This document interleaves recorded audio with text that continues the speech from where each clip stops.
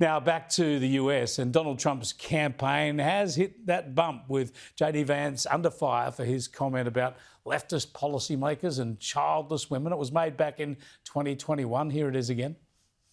We're effectively run in this country via the Democrats, via our corporate oligarchs, by a bunch of childless cat ladies who are miserable at their own lives and the choices that they've made, and so they want to make the rest of the country miserable too. I asked the Australian's Adam Creighton in DC how damaging this has been for Trump. Well, certainly for the first week, I think it's been very damaging. I mean, he's had to explain himself, and as they say in politics, if you're explaining, you're losing. And there's been a lot of explaining this week. So look, it's not been a great week. As you probably know, there's been lots of speculation here that Trump may actually dump him from the ticket, which I think is unlikely. But the mere fact that so many anonymous sources have been saying so from Republican sides is not great. I think it's still too early to say what the medium-term damage is from this. I mean, of course, Kamala Harris, is suddenly the presumptive nominee. She gets a honeymoon. The media is settling down still. There's been so much happening in US news, as you know. So look, let's just wait and see. But look, it's certainly not been positive. Yeah, the thing is that JD Vance can't dismiss this as just a turn of phrase, some hot-headed words or something in an interview, because he said something very similar very soon afterwards in a speech. Kamala Harris, Mayor Pete Buttigieg, who's now the Secretary of Transportation, Cory Booker, AOC. Think all these people. They're different. They come from different walks of life, different parts of the country. What is the one thing that unites every single one of them? Not a single one of them has any children. It's something else to build a political movement invested theoretically in the future of this country when not a single one of them actually has any physical commitment to the future of this country.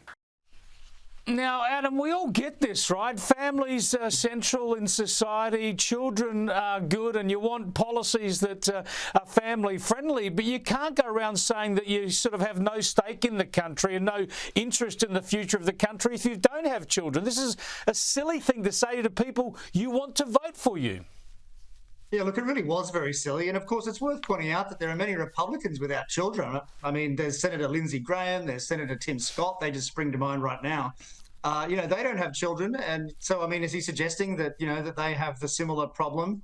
Look, I think he really regrets that remark, I'm sure. He probably believes it, though. I mean, that's his view of the world, I think. The funny thing is, this is maybe too esoteric, but it reminds me, as an economist, these criticisms were made of John Maynard Keynes very vociferously a lot in the past because he had no children. And people used to say that his whole economic system was based not about the future, but about the present. Anyway, just a little interesting historical anecdote. It is indeed. But you say JD Vance regrets these comments, but he had the opportunity to walk back from them, to apologise for them in an interview with Megyn Kelly over the weekend, and he seemed to double down on them. Have a look. It's not a criticism of people who don't have children. I explicitly said in my remarks, despite the fact the media has lied about this, that this is not about criticizing people who, for various reasons, didn't have kids. This is about criticizing the Democratic Party for becoming anti-family and anti-child.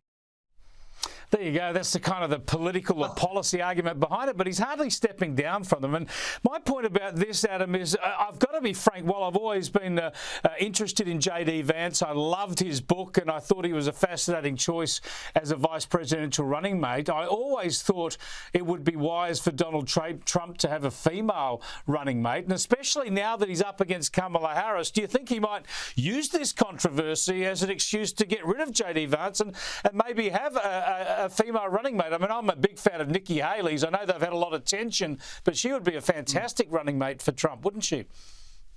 Yeah, certainly. You couldn't rule that out. I mean, Trump is very unpredictable, and he's very driven by, well, of course, winning. As you know, he really wants to win. And if he thinks that Vance is going to be a liability, wouldn't surprise me if he dumps him. There's still, just under 4 months to go. So look, it remains to be seen. But as you say, I mean, Vance did not really resolve from those comments, which, has not really helped. I think he believes them. And I think also, the explanations were a bit disingenuous. I mean, he clearly did criticize people for being childless. That's clearly what he said. So yeah, look, it's definitely not a good look. It's not a good look, especially when you want to attract the votes of women as well as men. Weird times continue in the US. Adam, thanks for keeping us up to date. Thanks, Chris. See you next time. No doubt we'll have some more nonsense from the US tomorrow. We'll see. Not that Adams nonsense. I'm talking about the issues that's slightly nonsensical.